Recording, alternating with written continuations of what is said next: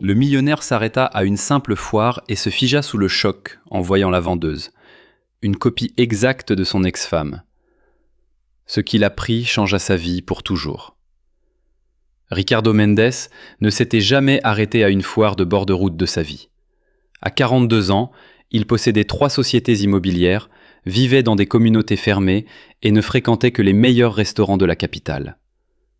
Mais ce samedi matin-là, lorsque le moteur de sa BMW commença à faire un bruit étrange au milieu d'une route de campagne, il n'eut pas le choix.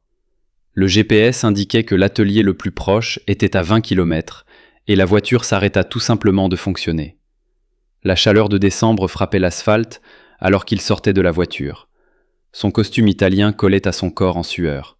Tout autour, il n'y avait que des champs de maïs et une petite foire installée dans de simples étals en bois où quelques humbles personnes vendaient des fruits et des légumes. L'odeur de la terre humide et du fumier se mêlait au parfum des fruits mûrs, un contraste saisissant avec la climatisation et les parfums importés auxquels il était habitué. Ricardo sortit son téléphone pour appeler une dépanneuse, mais il n'y avait pas de signal. Il soupira d'agacement, regardant la montre chère à son poignet. À 14 heures, il avait une réunion importante avec des investisseurs japonais, et maintenant il était coincé au milieu de nulle part, entouré de gens simples vendant des tomates. Et puis il la vit. Une petite fille d'environ 8 ans était assise derrière un étal improvisé fait de vieilles planches, arrangeant soigneusement des tomates rouges en petits tas.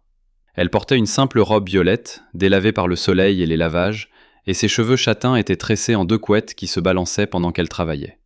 Mais ce n'étaient ni les vêtements ni le cadre qui firent figer Ricardo sur la route poussiéreuse. C'était son visage. Son sang se figea quand la jeune fille leva les yeux et sourit à un client s'approchant de l'étal. Les yeux en amande, la courbe de son petit nez, la légère inclinaison de sa tête vers la gauche, alors qu'elle écoutait, tout était exactement comme Elena, son ex-femme, qui était décédée dans un accident de voiture il y a 3 ans, laissant un vide dans son cœur que personne ne pouvait combler. Elena, avec qui il avait vécu 5 ans avant que les querelles constantes et la pression du travail ne détruisent leur relation. Elena, qu'il aimait plus que tout au monde, mais qu'il n'avait jamais su montrer. Ricardo resta immobile comme une statue. Il avait oublié le téléphone dans sa main, observant chaque mouvement de la jeune fille. Elle rendait la monnaie aux clients avec la même concentration qu'Elena comptait les factures ménagères, souriait de la même manière, avec les coins de ses lèvres légèrement relevés d'un côté, et même fronçait le nez quand elle réfléchissait. Tout était identique. « Ce n'est pas possible », marmonna-t-il pour lui-même, sentant son cœur battre sauvagement. « Ce n'est pas possible ». Ses jambes le tirèrent vers l'étal comme si elles avaient leur propre volonté. La terre argileuse sous ses chères chaussures italiennes céda, et il dut naviguer dans des flaques d'eau de la pluie de la veille. Quelques personnes regardèrent curieusement l'homme en costume au milieu d'une foire rurale, mais Ricardo ne les remarqua pas. Son regard était fixé sur la jeune fille. En se rapprochant, la ressemblance devint encore plus frappante. La jeune fille avait une petite cicatrice sur le menton, exactement au même endroit qu'Elena. Ses sourcils étaient arqués de manière similaire, donnant à son visage une expression légèrement interrogative, comme celle d'Elena. Même ses petites mains gracieuses étaient similaires. « Bonjour », dit la jeune fille, le remarquant debout devant l'étal. Sa voix était douce, polie, avec un accent rural qui contrastait fortement avec la sophistication à laquelle Ricardo était habitué. « Que désirez-vous » Ricardo ouvrit la bouche, mais aucun son n'en sortit. Il resta là, fixant l'enfant comme s'il avait vu un fantôme. Et c'est peut-être exactement ce qui s'était passé. « Monsieur » répéta la jeune fille, commençant à s'inquiéter de son silence. « Vous ne vous sentez pas bien ?»« bégaya Ricardo. Sa voix sortit rauque et étrange. « Comment vous appelez-vous » La jeune fille inclina la tête sur le côté, exactement comme Elena le faisait quand elle entendait une question inattendue. « Sofia » répondit-elle. « Sofia Martinez. » Martinez, le nom de jeune fille d'Elena. Ricardo sentit ses jambes flancher, et il s'appuya sur la table improvisée de l'étal pour ne pas tomber. « Sofia » répéta-t-il, prononçant le nom. Un beau nom. « Merci » sourit Sofia. « C'est grand-mère qui l'a choisi. » Ricardo ferma les yeux une seconde pour ne pas s'évanouir. Quand il les ouvrit, la jeune fille était toujours debout devant lui. Réelle, tangible, pas une hallucination due à la chaleur et au stress. « Ma grand-mère, » dit Sofia, désignant une simple maison en bois à environ 50 mètres de la foire. « Ma maman est morte quand je suis né, alors grand-mère Maria m'a élevé. » Ricardo déglutit, et le visage de Sofia s'assombrit légèrement. Une ombre traversa ses yeux. Ses yeux étaient exactement comme ceux d'Elena. « Je n'ai jamais connu mon père, » dit la jeune fille. « On dit que c'était un homme de la grande ville, mais il est parti avant ma naissance. » Ces mots frappèrent Ricardo comme une gifle. Il essaya de comprendre ce qu'il avait entendu, mais son esprit était en plein chaos. Cette fille ne pouvait pas être la fille d'Elena. Elena n'avait jamais eu d'enfant. Ils avaient essayé de concevoir pendant 2 ans pendant leur mariage, mais elle n'y arrivait pas. C'était l'une des raisons de leur conflit, d'autant plus qu'il avait toujours beaucoup voulu une famille. « Vous voulez acheter quelque chose ?» demanda Sofia, reprenant son rôle de vendeuse. « Ces tomates sont très fraîches, grand-mère les a cueillies hier. » Ricardo regarda les tomates soigneusement rangées sur la table en bois brut, rouges, mûres, certaines avec des gouttes de rosée, de la laitue, de l'oignon rouge. Tout était simple, honnête, complètement différent de son monde. Mais il avait besoin d'une excuse pour rester et essayer de comprendre ce qui se passait. « Oui, je veux, » dit-il impulsivement. « Je veux tout. » Les yeux de Sofia s'écarquillèrent. « Tout » demanda-t-elle à nouveau, comptant sur ses doigts avec un front plissé, exactement comme Elena. « Environ 30 réas. » Ricardo sortit son portefeuille et en tira un billet de 100 réas. « Garde la monnaie, dit-il. » Sofia regarda l'argent comme s'il s'agissait d'un trésor. « C'est trop. »« Je n'ai pas de monnaie, dit-elle. »« Pas besoin de monnaie, » répondit Ricardo, voyant la surprise sur son visage. Exactement comme celui d'Elena quand il lui offrait des cadeaux inattendus dans les premières années de leur mariage. « Mais grand-mère a toujours dit de ne pas accepter d'aumône, » dit Sofia avec incertitude. « Elle dit que l'argent doit être gagné par un travail honnête. » La fierté dans la voix de l'enfant serra le cœur de Ricardo. Elena avait toujours été tout aussi fière, même quand ils sortaient ensemble et qu'elle était une étudiante sans le sou. « Ce n'est pas une aumône, » dit-il doucement. « C'est un paiement pour votre attention. Il y a longtemps que je n'ai pas vu quelqu'un se soucier autant des clients. » Sofia sourit, et Ricardo sentit le monde tourner à nouveau. « Grand-mère dit toujours que la gentillesse ne coûte rien, mais elle vaut plus que l'or. Votre grand-mère doit être une femme très sage. »« Oui, c'est la personne la plus importante de ma vie, » répondit Sofia, plaçant soigneusement les tomates dans des sacs en plastique réutilisables, manipulant chaque fruit avec délicatesse pour ne pas l'abîmer. « Avez-vous une famille ?» La question innocente fut comme un coup de couteau. Ricardo pensa à la maison vide qui l'attendait en ville, aux dîners solitaires et aux nuits blanches qu'il passait à penser à Elena et à ce qui aurait pu être différent. « Non, » répondit-il simplement, « pas de famille. » Sofia cessa d'arranger les tomates et le regarda droit dans les yeux. « Tout le monde a une famille, monsieur. Parfois, nous ne l'avons juste pas encore trouvée. » La sagesse dans la voix d'une enfant de 8 ans laissa Ricardo sans voix.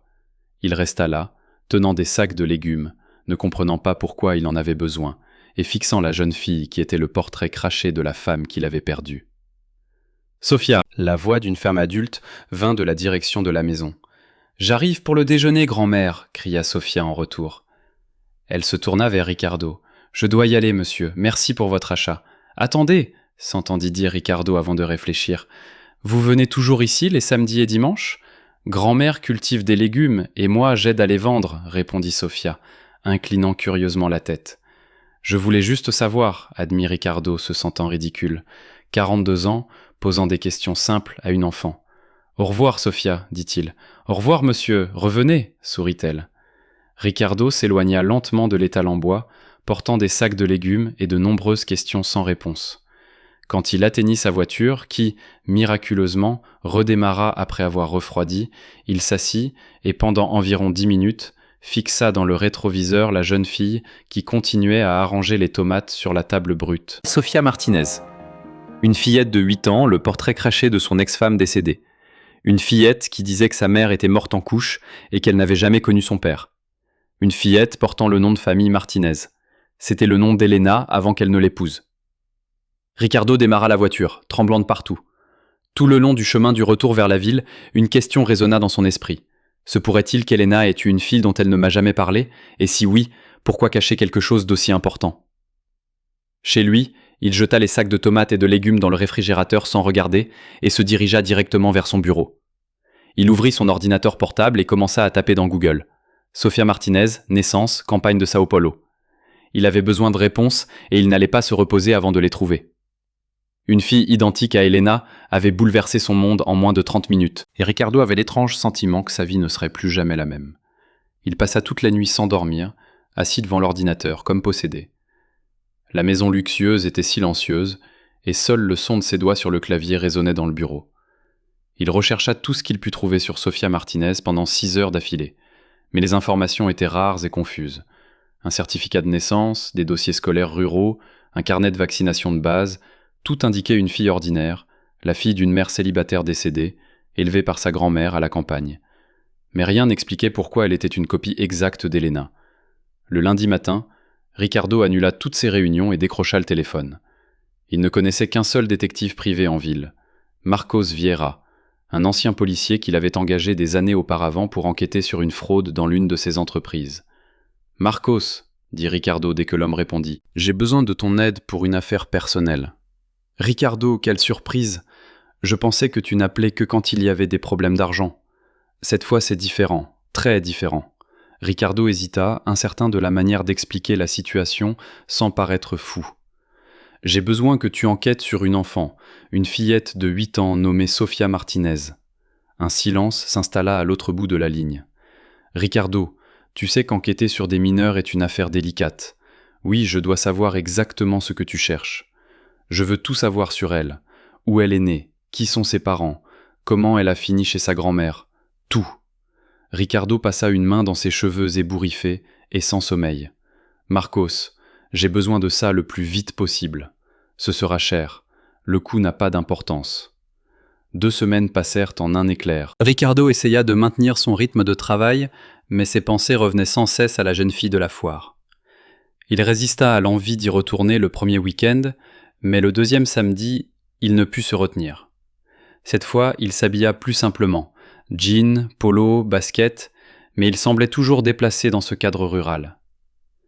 Il se rendit à la foire, le cœur battant comme un adolescent à un premier rendez-vous. Sofia était au même endroit, arrangeant soigneusement des tomates. Quand elle vit Ricardo, son visage s'illumina d'un sourire sincère. « Le monsieur aux tomates est de retour, » dit-elle en battant des mains. « Grand-mère a dit que vous aviez vraiment aimé nos légumes. » Ricardo lui rendit son sourire, ressentant une étrange chaleur dans sa poitrine. « Oui, j'ai aimé. En fait, je suis venu en acheter plus. »« Super. Aujourd'hui, nous avons de la citrouille. Grand-mère l'a cueillie hier. » Sofia désigna plusieurs petites citrouilles, soigneusement empilées dans le coin de la table. « Elle en fait une délicieuse soupe. J'en prendrai. » Ricardo tira une chaise en plastique appuyée contre l'étal. « Puis-je m'asseoir un peu ? Conduire est fatigant. »« Bien sûr. » Sofia était contente d'avoir de la compagnie. Peu de gens viennent ici en semaine. C'est ennuyeux seul. Ricardo s'assit, essayant de paraître décontracté. « Grand-mère ne reste pas avec toi ? » ?»« Elle est à la maison, à cuisiner et à s'occuper du jardin. Elle ne vient ici que quand il y a beaucoup de clients, » continua Sofia, arrangeant des tomates. « Elle dit que je suis une bonne vendeuse parce que je parle à tout le monde. »« Tu apprends vraiment vite, » nota Ricardo, observant attentivement chaque mouvement de la jeune fille, ses expressions faciales. La ressemblance avec Elena était troublante.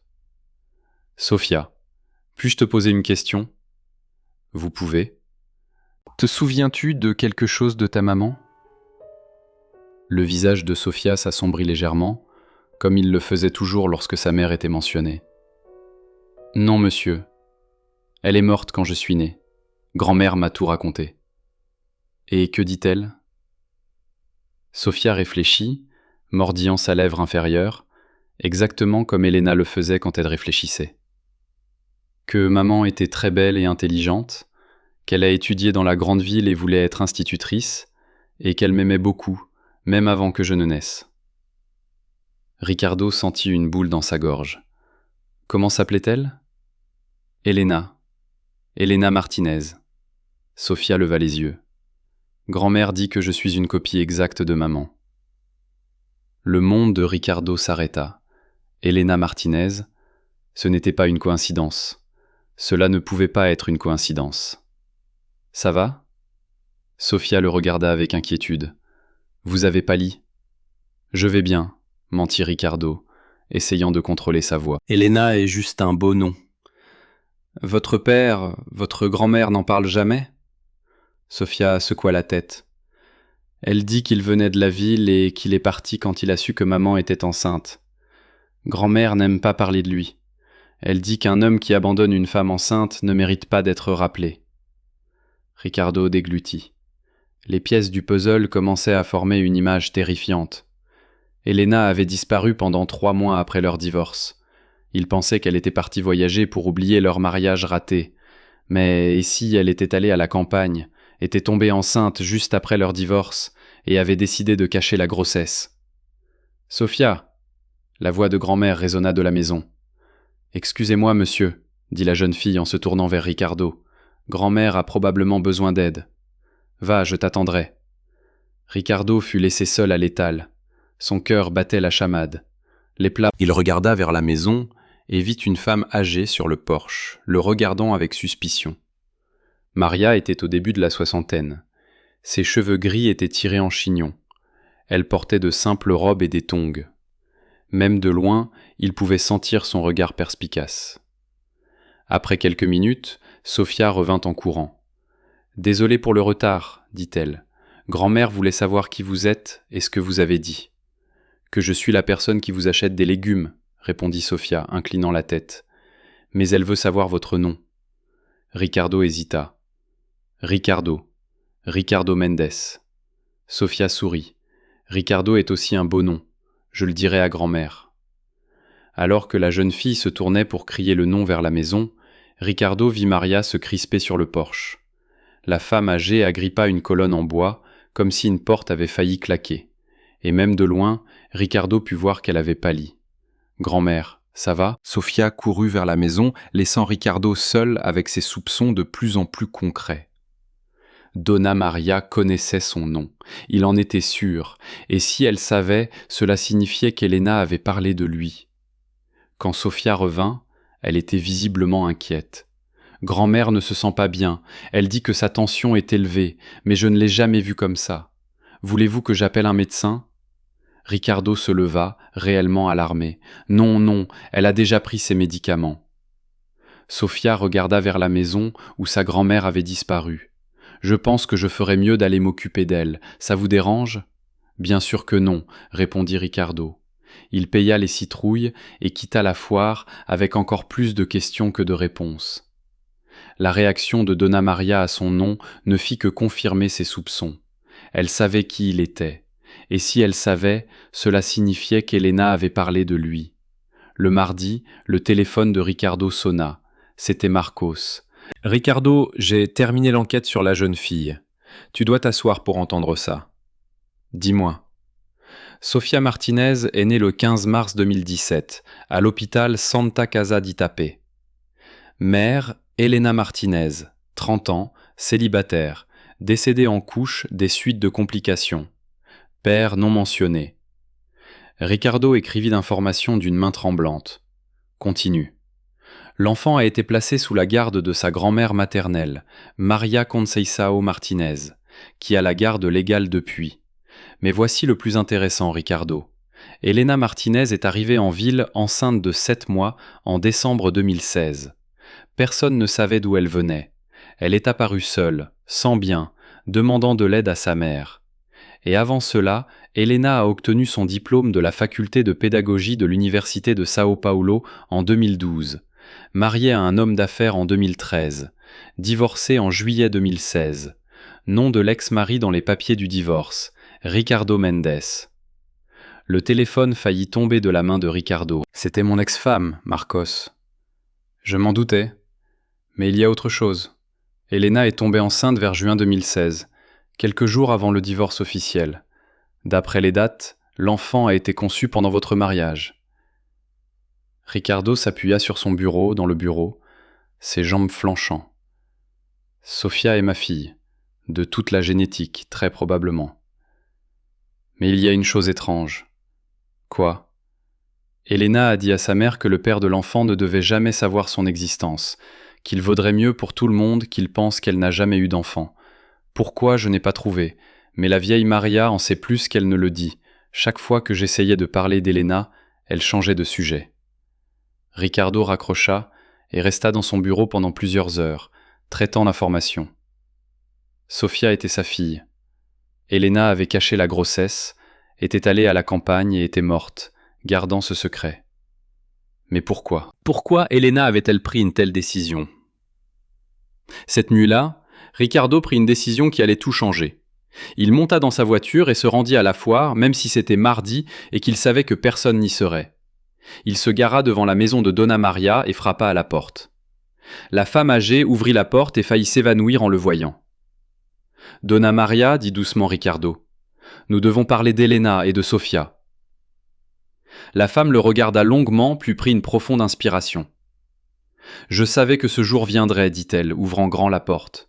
Entrez, Ricardo, il est temps que vous connaissiez la vérité. » En entrant dans la simple maison, Ricardo vit Sofia dormir sur un petit canapé dans le salon, un livre d'histoire ouvert sur sa poitrine. La jeune fille semblait si fragile, si innocente, complètement inconsciente que sa vie était sur le point de changer pour toujours. « Allons à la cuisine, murmura Donna Maria. Je ne veux pas réveiller la fille, elle a déjà assez souffert. » Ricardo suivit la femme âgée. Son cœur battait si fort qu'il semblait qu'elle pouvait l'entendre. Dans quelques minutes, il apprendrait pourquoi Elena avait caché l'existence de sa propre fille. Et il sentit instinctivement que la vérité serait plus terrible que tout ce qu'il pouvait imaginer. La cuisine de Donna Maria était petite et simple, avec une table en bois usé et 2 chaises différentes. L'odeur de café réchauffé se mêlait à l'arôme de plats faits maison, créant une atmosphère chaleureuse. Mais Ricardo pouvait à peine respirer. Ses mains tremblaient alors qu'il s'asseyait sur la chaise que la femme lui offrait. « Voulez-vous du café ?» demanda Donna Maria, plus par politesse que par hospitalité. Sa voix était calme, mais Ricardo vit la tension dans ses épaules courbées. « Non, merci, dit-il, joignant ses mains pour cacher ses tremblements. « Donna Maria, je dois savoir la vérité sur Elena et Sofia. » La femme s'affala lourdement sur la chaise d'en face. Son visage était marqué de rides d'inquiétude qui semblaient s'être approfondies ces dernières minutes. Longtemps, elle se contenta de regarder ses mains, comme si elle rassemblait le courage de parler. « Elena est venue ici un soir de décembre 2016, commença Donna Maria d'une voix douce et fatiguée. Il pleuvait fort, et elle est apparue à ma porte mouillée, enceinte, pleurant comme une enfant perdue. Ricardo se pencha en avant. Il absorba chaque mot comme s'il s'agissait d'une question de vie ou de mort. Je n'avais pas vu ma fille depuis 10 ans, depuis qu'elle est départie étudier dans la grande ville. Notre relation n'était plus la même. Les yeux de Donna Maria se remplirent de larmes. Elle me considérait comme arriérée et stupide. Elle disait qu'elle voulait une meilleure vie loin du village. Quand elle est revenue, enceinte, elle était dévastée, trop mince pour une grossesse de 7 mois, avec des yeux cernés, semblait n'avoir pas dormi depuis des semaines. Donna Maria essuya ses larmes avec la manche de sa robe. Elle m'a serré dans ses bras et s'est excusée d'avoir été trop fière pour revenir plus tôt. Ricardo sentit une constriction dans sa poitrine. Elena a toujours été fière, mais je ne l'ai jamais vue dans un tel désespoir. Elle m'a dit qu'elle venait de divorcer, que le mariage s'était très mal terminé, continua Donna Maria, regardant directement dans les yeux de Ricardo. Elle a dit que vous étiez une bonne personne, mais que vous étiez trop différents pour être ensemble. Elle parla de la grossesse, sa voix se raffermit. Elena a dit qu'elle avait appris la grossesse quelques jours après le divorce officiel. Elle a beaucoup réfléchi à l'opportunité de vous le dire, mais a décidé de ne pas le faire. « Pourquoi ?» demanda Ricardo, sa voix se brisant en un murmure désespéré. Donna Maria se leva et se dirigea vers la fenêtre, regardant vers le salon où Sofia dormait. « Parce que vous vous disputiez à propos des enfants pendant votre mariage. Vous vouliez beaucoup être père, et quand elle ne pouvait pas tomber enceinte, vous vous êtes fâché, et c'est devenu une source de querelle. » Ricardo ferma les yeux. Des souvenirs douloureux l'inondèrent comme un déluge. Disputes sur le traitement de l'infertilité, accusations mutuelles, la pression qu'il exerçait sur Elena pour qu'elle subisse plus de tests et essaie de nouvelles méthodes, la culpabilité qu'elle ressentait de ne pas pouvoir lui donner l'enfant qu'il désirait si désespérément. Elena a dit qu'au moment où elle est finalement tombée enceinte, vous étiez pratiquement séparés, continua Donna Maria. Elle avait peur que vous pensiez qu'elle utilisait la grossesse pour sauver le mariage. De plus, elle avait peur que vous ne restiez avec elle qu'à cause de l'enfant, pas par amour. « Je l'aimais, dit Ricardo avec un tremblement dans la voix. Je le sais. Elena le savait aussi. » Donna Maria retourna à la table et s'assit à nouveau. « Mais vous vous êtes tellement blessés tous les deux. qu'il n'y avait pas de retour en arrière. Si vous aviez essayé de rester ensemble pour l'enfant, vous vous seriez complètement détruits. Ricardo passa ses mains sur son visage, essayant de digérer tout ce qu'il avait entendu. Elle préférait élever sa fille seule plutôt que d'essayer à nouveau. Elena a dit qu'elle voulait que vous soyez heureux, que vous trouviez quelqu'un qui pourrait vous donner la famille que vous vouliez, sans toute la douleur et la déception que vous avez tous les deux traversées ensemble. Donna Maria sortit un mouchoir de sa poche. Elle croyait faire ce qui était juste pour tout le monde. Et comment a-t-elle géré la grossesse seule ? Le visage de Donna Maria se tordit de douleur. Très mal, répondit-elle. Elena était déprimée. Elle avait constamment des nausées. Elle ne pouvait pas manger correctement. Je n'ai jamais vu ma fille aussi triste. Ricardo se leva brusquement et commença à faire les 100 pas dans la petite cuisine. La colère, la tristesse et la culpabilité se mêlaient dans sa poitrine avec un poids insupportable. « Elle aurait dû me le dire », dit-il d'abord à lui-même, puis à Donna Maria. « J'avais le droit de savoir. »« Ricardo », dit Donna Maria fermement, « ma fille a pris une décision qu'elle pensait être la meilleure. Elle a porté ce fardeau seule pour vous protéger tous les deux de souffrances encore plus grandes. Et elle en est morte. » Les mots sonnèrent plus durement que Ricardo ne s'y attendait. Donna Maria pâlit. Que voulez-vous dire ? Si elle était restée en ville, elle aurait eu accès à de meilleurs médecins et hôpitaux. Les complications de l'accouchement auraient-elles pu être évitées ? Ricardo s'arrêta et regarda la femme. Elena est morte parce qu'elle a essayé de me cacher sa grossesse ? Vous ne pouvez pas penser ça, dit Donna Maria, mais sa voix perdit sa certitude, car ce n'était pas vrai. Ricardo se rassit, le poids de la culpabilité pesant sur ses épaules. Si j'avais été un meilleur mari, si je n'avais pas autant insisté sur les enfants, elle se serait sentie en sécurité et m'aurait parlé de Sofia. Ricardo, ma fille a grandi sans père parce que j'étais un idiot qui n'a pas su apprécier la femme que j'aimais. Les larmes coulaient sur le visage de Ricardo. Et Elena est morte parce qu'elle avait peur de moi. Donna Maria se leva et, à la surprise de Ricardo, posa une main sur son épaule. Elena n'avait pas peur de vous, dit-elle. Elle avait peur de la douleur. Vous vous êtes tellement blessés tous les deux qu'elle ne voyait aucun moyen d'être ensemble sans de nouvelles blessures. Et Sofia est une enfant spéciale. Intelligente, affectueuse, forte, comme sa mère. Donna Maria retourna à sa chaise. Elena a passé les derniers mois de sa vie à planifier l'avenir de la jeune fille. Elle a fait un testament laissant tout à Sofia, a choisi son nom, a même écrit des lettres pour que Sofia les lise quand elle serait grande. Des lettres ? Elena a écrit une lettre pour chacun des anniversaires de Sofia jusqu'à ses 18 ans, et aussi une lettre spéciale pour le jour où Sofia voudrait connaître son père. Le cœur de Ricardo s'arrêta. Où est cette lettre ? Donna Maria hésita. Elena m'a fait promettre que je ne donnerais la lettre que si Sofia demandait à propos de son père, ou si son père lui-même apparaissait à la recherche de sa fille. Je suis venu la trouver, dit Ricardo. Donna Maria regarda vers le salon. Ricardo, Sofia est heureuse. Elle a une vie simple mais aimante. Avant de commencer à changer tout cela, assurez-vous que vous êtes prêt à assumer la responsabilité d'être son père. Bien sûr, je suis prêt, répondit-il fermement. C'est ma fille. Être père, ce n'est pas seulement le sang, Ricardo. C'est être là tous les jours, se lever la nuit quand elle fait un cauchemar, l'aider à faire ses devoirs, lui apprendre à faire du vélo. Donna Maria le regarda sérieusement. C'est changer complètement votre vie pour la faire passer en premier. Ricardo pensa à sa routine. Réunion tardive, voyage d'affaires, son appartement calme et rangé, une vie centrée sur le travail et l'argent. Je vais devoir apprendre, dit-il finalement. Je vais devoir changer. Changer est facile à dire, difficile à faire, nota Donna Maria. J'ai perdu 8 ans de la vie de ma fille, 8 ans que je ne pourrai jamais récupérer, dit Ricardo. Je ne veux pas perdre un autre jour. La femme le regarda longuement. D'accord, faisons le test. Mais si Sofia est vraiment votre fille, vous devrez prouver que vous méritez d'être dans sa vie. Le lendemain, Ricardo vint chez Donna Maria avec un technicien de laboratoire qu'il avait engagé pour effectuer le test à domicile. Il ne voulait pas stresser Sofia en la mettant dans un environnement de laboratoire inconnu. Sofia était plus calme que la veille, mais ne semblait pas nerveuse. Elle écouta attentivement l'explication du technicien et, avec un niveau de coopération surprenant pour une enfant, fournit l'échantillon. « Combien de temps avant les résultats ?» demanda-t-elle.